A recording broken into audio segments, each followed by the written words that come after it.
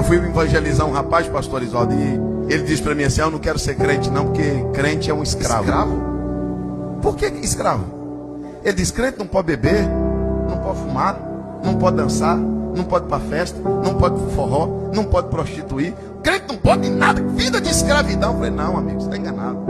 Os crentes podem tudo.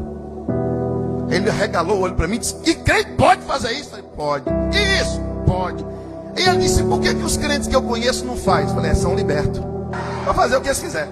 Aí eu olhei para ele e disse assim: rapaz, eu tô tendo uma impressão que o escravo não é os crentes, não é você. Ele disse: não, eu sou livre, eu faço o que eu quero. Eu falei: fuma? Fumo. Eu falei: então beleza, fica esse mês sem fumar. Ele disse: eu não aguento ficar nem um dia. Eu olhei para ele e falei: escravo. Bebe, para de beber, não dou conta. Eu falei: escravo. Livre aos crentes, rapaz, que tinha gente que era um pudim de cachaça e hoje é tempo